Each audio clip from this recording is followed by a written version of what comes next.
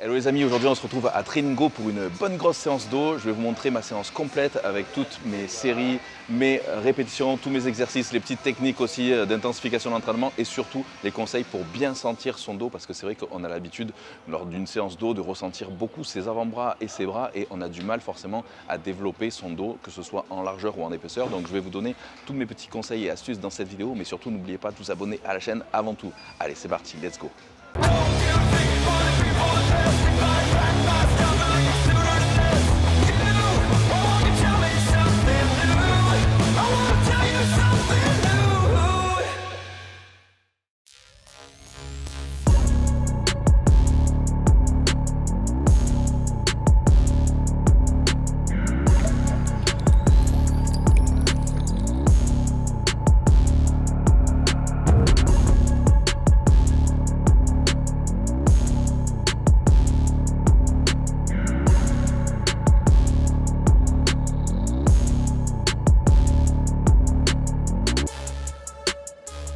Alors j'aime bien commencer mes séances d'eau par les tractions sans trop forcer, sans aller à l'échec. Mais si vous n'arrivez pas à en faire au moins 12 à 15 vraiment propres sans trop forcer, c'est pas la peine de commencer votre séance par les tractions parce que ça va être trop intense d'entrée. Donc il vaudra mieux commencer par vous échauffer avec un tirage par exemple devant.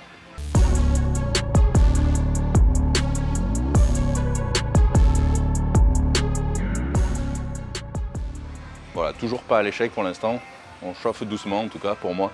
Là, le but pour les tractions, c'est vraiment d'essayer de tourner sa poitrine vers le haut pour pouvoir essayer de pivoter ses épaules comme ça, légèrement vers l'arrière et contracter au maximum les dorsaux.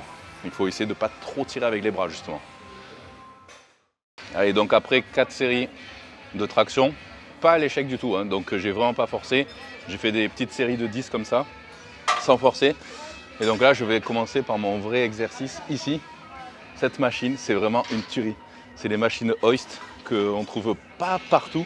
Et vous allez voir, en fait, la machine bouge en même temps. C'est quand même assez impressionnant. C'est pour, finalement, ça accompagne le mouvement. Et ça suit un petit peu notre morphologie, le mouvement. Donc c'est vraiment exceptionnel, quoi. Donc là, tac!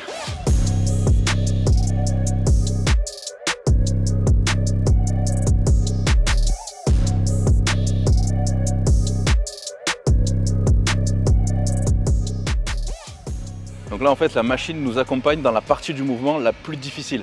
Là où c'est le plus difficile en fait pour tout ce qui est tirage justement, c'est à la fin. C'est cette partie-là justement où quand on fait un tirage classique avec une barre, ben en fait on a du mal à aller jusqu'au bout du mouvement, jusqu'à la fin de la contraction.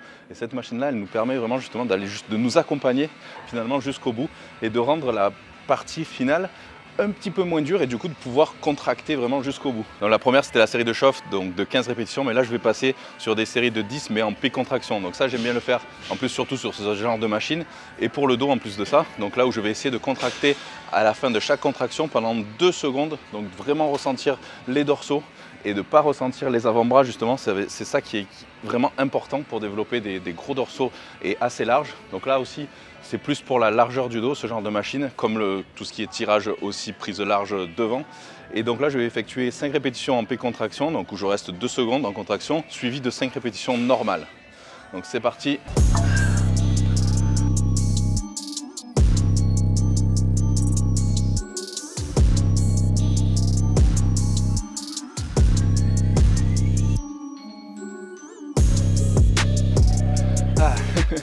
Donc là, cette méthode de pic contraction, je l'utilise beaucoup dans mon nouveau programme Prochaines Évolutions. Et ça, je trouve que c'est vraiment une bonne technique, justement, surtout pour le dos, pour ressentir vraiment les dorsaux à fond. Après, si vous sentez vraiment que vous avez encore les avant-bras qui forcent pas mal, malgré tout ils forcent, hein, on le voit, je suis déjà congestionné quand même ici, mais j'essaye de le libérer au maximum. Si malgré tout ça force trop, il faut utiliser des sangles ou des crochets de tirage. Allez, le prochain exercice, ça sera un rowing T-bar ici. Donc j'aime toujours garder un exercice quand même assez lourd dans ma séance. Malgré le fait que je ne puisse pas vraiment faire de soulevé de terre lourd ou de rowing buste penché lourd à cause de mon dos, je garde quand même le rowing T-bar en appui. Donc ici, ça peut être aussi du rowing planche si j'ai un banc comme ça. Donc c'est vrai que pour moi, celui-là, c'est vraiment l'idéal. Ensuite, par contre, j'ai remarqué que si je prenais trop lourd, c'est pareil, je prenais tout dans les bras malgré le fait d'utiliser des sangles. Donc j'essaye de ne pas prendre trop lourd pour essayer vraiment de tirer les coudes en arrière au maximum et contracter vraiment les dorsaux. Donc celui-là, c'est un peu plus fait pour, on va dire, l'épaisseur du dos. Donc là, j'essaye de varier entre la prise un peu plus large et la prise un peu plus serrée pour varier un petit peu les sensations aussi et les angles de travail.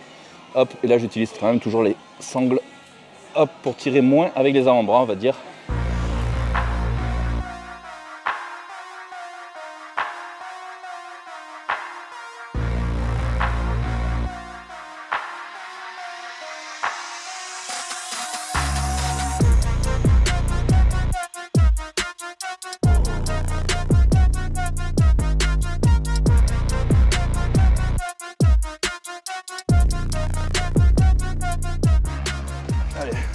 On augmente un peu.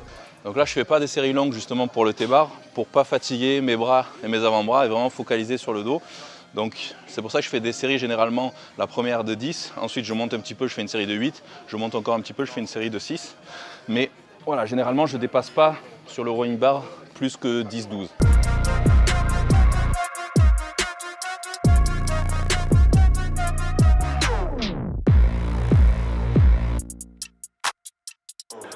Après sur celui-là, j'ai remarqué aussi que j'avais de meilleures sensations quand je laissais repartir les épaules en bas, vraiment là, ici, que je repartais, voilà, je lâche les épaules plutôt que d'arrêter mon mouvement ici, je l'arrête carrément ici en bas.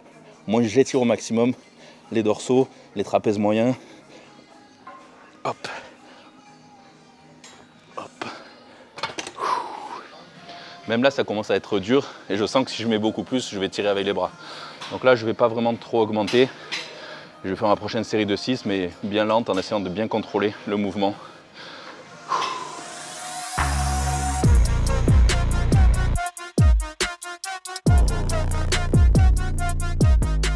Alors je sais que vous n'avez pas tous un T-bar en appui dans votre salle. Donc là, vous pouvez utiliser une barre ici, comme ça, olympique. Donc là, il y a un landmine ici. Donc ça aussi, bon, ça existe quand même dans la plupart des salles normalement. Mais si vraiment vous n'avez pas ça, vous mettez la barre dans un coin de la salle ici. Mais il faut que vous ayez un partenaire qui vous tienne au cas où en sécurité derrière la barre quand même. Mais sinon, voilà, c'est vachement pratique comme ça. Et là, je vais utiliser le triangle de tirage ici classique. Que je vais mettre ici. Hop.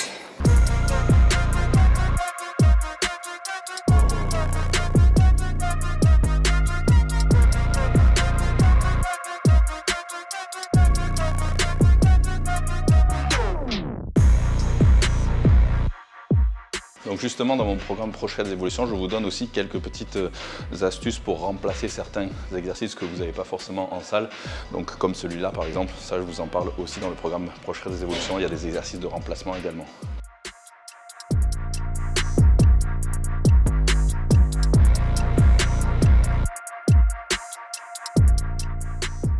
Ah, et du coup même principe que tout à l'heure, je vais faire 5 reps en pic contraction.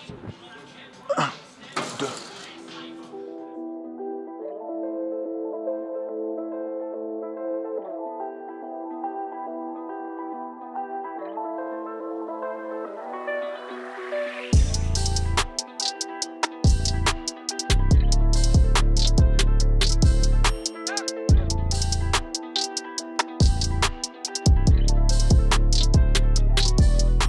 Ah, et j'adore aussi ces poignées rotatives ici, parce que là du coup j'ai une meilleure sensation quand je tire comme ceci et que je finis là en prise comme ça inversée et que je reviens ici en prise comme ça pronation pour étirer au maximum ici au niveau des dorsaux.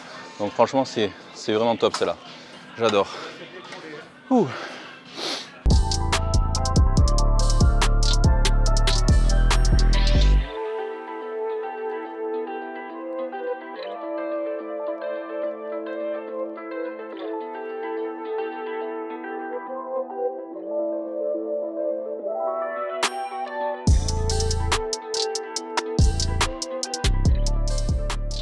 J'aime bien cette machine aussi, la Hammer ici, pareil en unilatéral. Celle-là, j'aime bien la prendre en prise ici plus serrée et je reste debout pour celle-là en fait. Et j'arrive plus à localiser, on va dire, légèrement plus bas que la machine d'avant. Donc c'est vrai que vous pouvez penser que c'est un peu similaire, sauf que l'autre, j'étais un petit peu plus haut. Donc quand je tirais, je sentais un petit peu plus les dorsaux, mais plus au milieu du dos, on va dire, et ça travaillait un petit peu aussi les trapèzes inférieurs.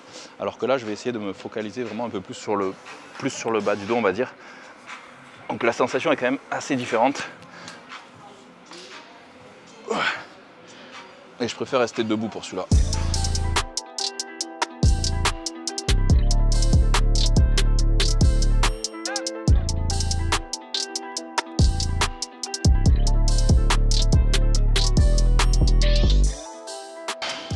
Donc là, celui-là, pareil un petit peu que le T-bar. Je laisse pas mal repartir l'épaule en avant ici aussi pour vraiment étirer au maximum aussi les dorsaux. Et ça me permet après de mieux contracter. Et après, sur celui-là, ce que j'aime bien faire aussi, sur les premières, c'est faire des petites partielles ici comme ça. Donc, hop. Des petites répétitions partielles ici, où juste je fixe l'épaule, comme ça. Donc 4-5. Et après, répétition complète. Et là, du coup, il ne faut pas trop lourd. C'est juste histoire d'arriver à faire ce petit mouvement d'épaule, justement. C'est ce mouvement qui nous rend plus difficile de contracter les dorsaux. Et en fait, beaucoup de débutants ont du mal à tourner leurs épaules vers l'arrière. Et du coup, quand ils tirent, le mouvement s'apparente plus à ça. Et là, qu'est-ce qui se passe? L'épaule est vers l'avant, comme ça, pointe vers l'avant. Et là, du coup, c'est vraiment les biceps et les avant-bras qui travaillent. Et le dos ne travaille pas, ou disons pas bien. Alors que si on s'habitue à être comme ça ici et à faire juste ce petit mouvement, donc partiel, tac, d'épaule qui part vers l'arrière, en essayant de contracter ses dorsaux comme ça, tac, et ensuite en amplitude complète, là on va vraiment sentir les dorsaux. Tout est question vraiment de sensation, de technique, et quand on s'est habitué pendant de nombreuses années avec une mauvaise technique, c'est très dur de changer justement ça, parce qu'on s'est habitué, notre cerveau s'est habitué. Donc c'est très difficile de déconstruire un truc qu'on a appris pendant longtemps. Mais il faut se forcer, c'est comme ça. Allez, prochain exercice, ça va être un tirage ici horizontal, mais on va faire en prise large. Alors généralement, quand on utilise une prise plus serrée, plus neutre ici, c'est vrai qu'on va travailler plutôt, disons, les trapèzes moyens, trapèzes inférieurs, et puis un petit peu le grand dorsal. Donc là, en prise large, pronation ici, et en montant sous la poitrine, là, hop, on va solliciter un petit peu plus, donc les trapèzes moyens ici, trapèze inférieur.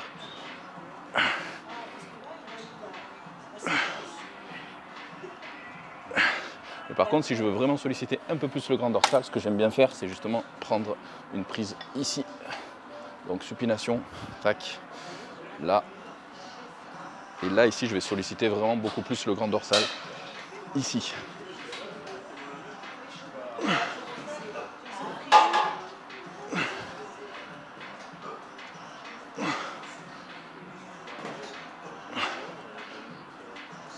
Donc là, j'ai pas mis trop lourd, donc ça va. Mais dès que je vais commencer à monter un petit peu, je mettrai les sangles pour pas sentir trop les avant-bras.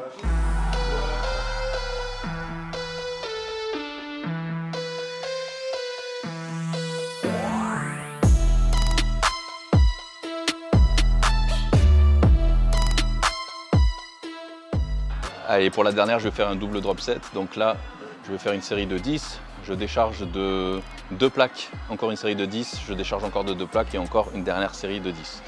Donc c'est parti.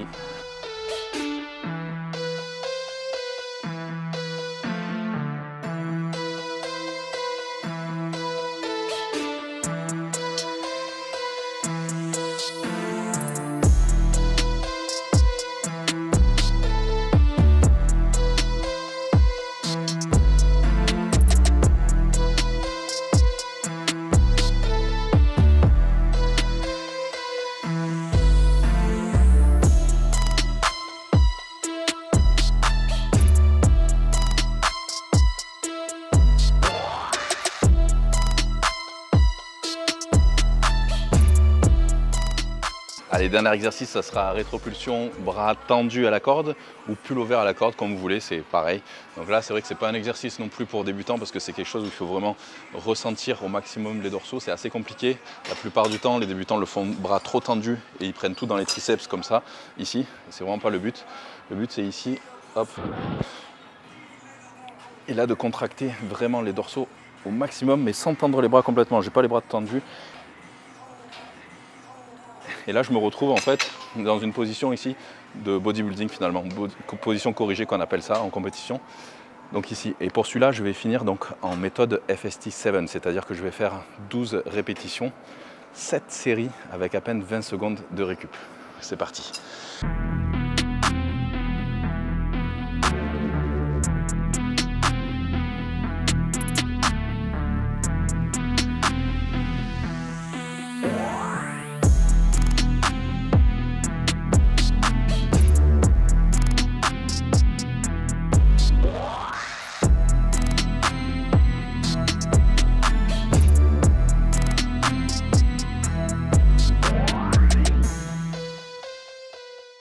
séance finie.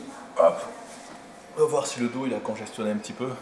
Bon, de face, je pense que oui.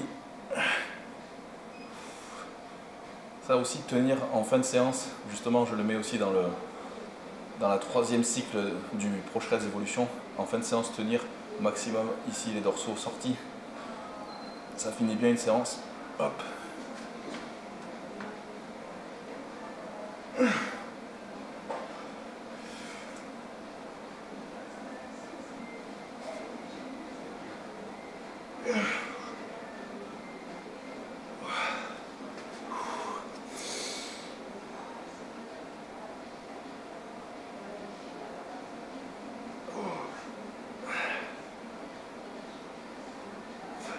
Ça paraît rien, mais quand on est sur une scène de bodybuilding où on doit rester comme ça en position corrigée pendant parfois plus d'une demi-heure, même 1 heure quand ils font les comparaisons et tout ça, et qu'on doit tout le temps rester comme ça, eh ben, je vous garantis que ça fait des crampes et qu'il faut quand même un petit peu d'endurance aussi, donc c'est bien de le faire justement en fin de séance de temps en temps, surtout pour les compétiteurs forcément, même s'il n'y en a pas beaucoup, mais et même pour les non-compétiteurs, ça oblige justement à ressentir ces dorsaux. Parce que c'est le principal problème quand on n'arrive pas à développer justement un dos large, même épais, c'est qu'on ne ressent pas vraiment ces dorsaux. Donc j'ai essayé dans cette vidéo de vous expliquer un petit peu mes petits conseils et astuces pour les ressentir au maximum. Donc évidemment, ça c'est une séance, c'est plutôt ma séance finalement que je fais. Donc si vous êtes plutôt de niveau débutant ou intermédiaire, évidemment, vous n'allez pas faire toutes ces séries-là. Donc un petit peu moins de séries. Vous pouvez vous inspirer de cette séance, évidemment. Vous pouvez tester la séance, mais évidemment que au début, pour les débutants intermédiaires, il faudra forcément diminuer le nombre de séries, voire diminuer le nombre d'exercices. Et c'est pour ça aussi que j'ai construit le Pro-Shreds Evolution. Donc c'est mon tout nouveau programme qui est fait cette fois-ci sous forme de formation. Donc il est sous forme de formation pour que vous puissiez justement être plus autonome, que vous puissiez comprendre tous les processus de la sèche, comment faire évoluer votre diète en fonction de votre évolution, comment aussi choisir votre entraînement en fonction de vos disponibilités. Donc c'est pour ça que j'ai fait aussi des entraînements sur 4 séances par semaine pour ceux qui n'ont pas la possibilité de faire 5 ou 6 séances par semaine, 5 séances et aussi 6 séances, donc plus pour les avancés, les experts, etc. Donc en tout cas, j'ai vu que les premiers retours sur le programme sont super positifs, donc ça me fait vraiment plaisir, parce que c'est vrai que c'est quelque chose que j'ai bossé pendant plus d'1 an dessus, et puis c'est les résultats de plus de 20 ans d'expérience finalement, et donc voilà, que j'ai rassemblé dans cette formation Pro-Shreds Evolution. Donc voilà, je suis vraiment content en tout cas de vos retours. Donc voilà les amis, en tout cas j'espère que vous aurez apprécié cette vidéo. N'oubliez pas de vous abonner à la chaîne si ce n'est pas déjà fait. Commentez au maximum, partagez, ajoutez-moi aussi sur Instagram, sur TikTok, et puis je vous retrouve pour de prochaines vidéos. En attendant, surtout, ne lâchez rien.